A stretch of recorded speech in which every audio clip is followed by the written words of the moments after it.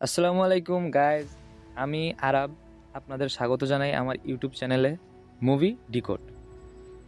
আজ আমি 2007 সালে মুক্তিপ্রাপ্ত একটি action thriller movie hitman explain করব। মুভির নাম শুনেই বুঝতে পারছেন এটি একটি ভরপুর অ্যাকশন সিনেমা। যারা স্পাই, অ্যাকশন, থ্রিলার বা ফাইটিং টাইপ মুভি পছন্দ করেন তারা নিশ্চয়ই এই ভিডিওটি উপভোগ করবেন।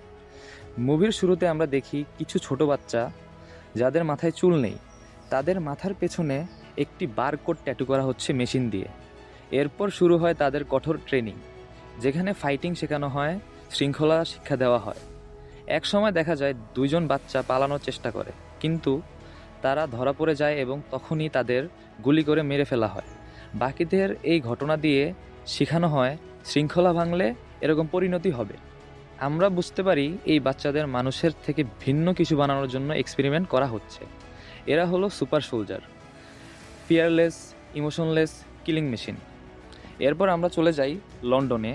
এক বর্ষার রাতে এক পুলিশ অফিসার, যার নাম মাইক, বাসায় ফিরেছেন। হঠাৎ তার পায়ের সামনে একটি মৃতদেহ পড়ে থাকতে দেখে তিনি চমকে ওঠেন। এমন সময় এক ব্লক, যার মাথায় চুল নেই, যাকে আমরা এজেন্ট 47 নামে চিনব, তাকে গান পয়েন্টে নিয়ে নেয়।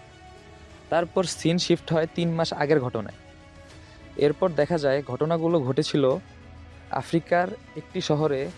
একদল টেরোরিস্ট একজন লোককে মারার জন্য ধরে আনে, কিন্তু পরে বুঝতে পারে তারা ভুল লোককে ধরে এনেছে। ঠিক তখনই দূর থেকে এজেন্ট 47 ট্রিগার ক্লিক করে এবং সব টেরোরিস্ট মরে যায়। তারপর আমরা দেখি একটি হোটেলে এজেন্ট 47 একটা ড্রিঙ্কস নিচ্ছে এবং এক মেয়ে তার সঙ্গে কথা বলতে চায়, কিন্তু এজেন্ট পাত্তা দেয় না। পরে সে হোটেল রুমে যাওয়ার আগে কিছু মার্বেল ফেলে দেয় দরজার সামনে এবং দরজার ভিতরে বোম সেট করে আর ব্যালকনিতে দড়ি বেঁধে রাখে। এরপর বাথরুমে গিয়ে স্নান করে। এই সময় সে ছোটবেলার ফ্ল্যাশব্যাক দেখতে পায়। ল্যাপটপে সে দেখতে পায় তার আফ্রিকা মিশনের জন্য তাকে টাকা দেওয়া হয়েছে এবং তাকে আরেকটি টার্গেট দেওয়া হয়েছে, রাশিয়ার প্রেসিডেন্ট মিখাইল বেলিকভকে হত্যা করার জন্য। পাশাপাশি বেলিকভের ভাই উদ্রে বেলিকভ সম্পর্কেও তথ্য দেওয়া হয়। এরপর আমরা দেখি প্রেসিডেন্ট মিটিংয়ে যাচ্ছেন এবং অনেক দূর থেকে এজেন্ট 47 স্নাইপার দিয়ে তাকে গুলি করে। সবাই ধরে নেয় প্রেসিডেন্ট মারা যায়, কিন্তু পরে দেখা যায় তিনি আসলে মারা যাননি এবং এজেন্ট 47কে প্রতারিত করা হয়েছিল। তারপর এজেন্ট 47 জানতে পারে একজন সাক্ষী আছে যাকে মারতে হবে, কিন্তু যখন সে মেয়েটিকে দেখে এবং মারতেই যাবে, তখন সে বুঝতে পারে যে আসলে তাকে সেই মেয়েটি আগে কখনোই দেখেনি, সে কিছুই বলেনি, সে নির্দোষ। এমন সময় তার মতো দেখতে আরেক এজেন্ট তাকে মারতে চায়, কিন্তু ভুল করে পাশে হাঁটতে থাকা অন্য মানুষের গায়ে গুলি লাগে। এরপর পুলিশ এজেন্টের অবস্থান ট্র্যাক করে ফেলে। হোটেলে তাকে ধরতে আসে স্পেশাল ফোর্স, কিন্তু এজেন্ট 47 মার্বেলের আওয়াজ শুনে বুঝে যায় কেউ আসছে এবং ঝুলন্ত দড়ি দিয়ে নিচে পালিয়ে যায়। খুবই দক্ষতার সাথে সবাইকে মেরে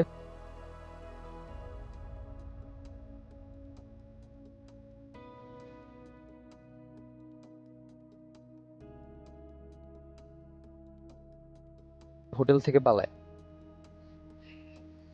এরপর এজেন্ট মেয়েটিকে ধরে এবং জিজ্ঞাসাবাদ করে জানতে পারে আসল প্রেসিডেন্ট মারা গেছে এবং এখন যে আছে সে ডুপ্লিকেট। এরপর সেই এজেন্ট মেয়েটিকে নিয়ে শহর ছেড়ে চলে যাওয়ার জন্য স্টেশনে পৌঁছায়। সেই সময় সেখানে উপস্থিত হয় ইন্সপেক্টর মাইক ও রাশিয়ান পুলিশ বাহিনী। আমরা দেখি এক স্টেশনে সেই এজেন্টটিও আছে যে মূল এজেন্টকে হত্যা করার চেষ্টা করেছিল। এজেন্ট 47কে অনুসরণ করে ওই এজেন্ট বেসমেন্ট পর্যন্ত যায় এবং সেখানে এজেন্ট 47 ওই এজেন্টকে হত্যা করে।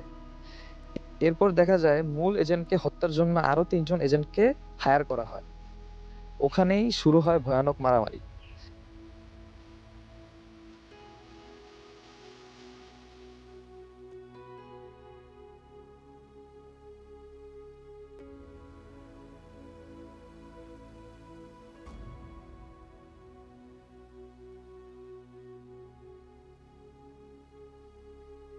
শেষ পর্যন্ত আমাদের এজেন্ট 47 সবাইকে পরাজিত করে এবং হত্যা করে। এই সময় সেখানে ইন্সপেক্টর মাইক চলে যায়। এজেন্ট 47 তাকে হত্যা করতে চায়, কিন্তু পাশে থাকা মেয়েটির কথায় সে নিজের সিদ্ধান্ত বদলায় এবং ইন্সপেক্টরকে হত্যা করে না।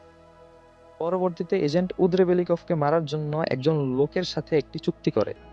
এর পরিবর্তে ওই লোকেরও তাকে সাহায্য করতে হবে। একজন অস্ত্র ব্যবসায়ীর মাধ্যমে এজেন্ট প্রেসিডেন্টের ভাইয়ের কাছে যায়, তাকে এবং তার লোকদের মেরে ফেলে।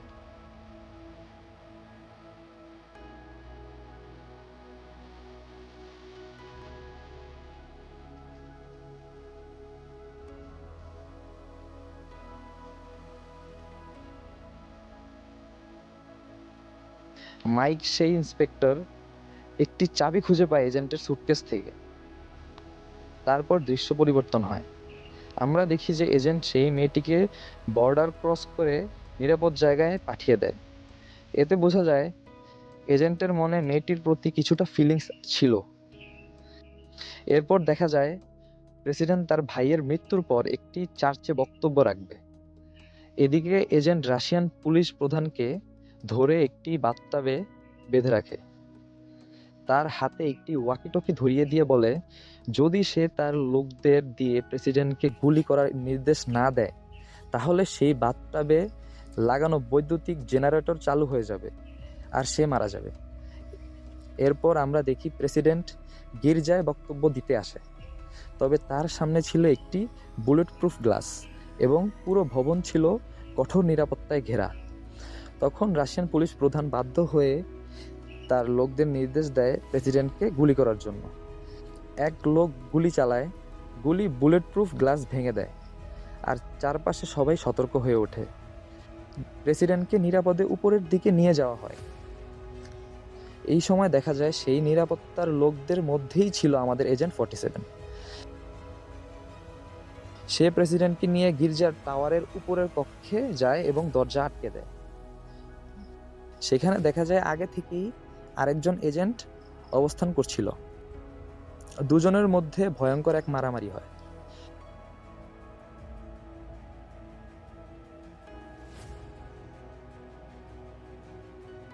শেষমেশ আমাদের এজেন্ট সেই অন্য এজেন্টকেও হত্যা করে। এরপর সে প্রেসিডেন্টকেও হত্যা করে, কিন্তু সমস্যা হয় ওই ঘর থেকে বের হওয়ার কোনো পথ নেই।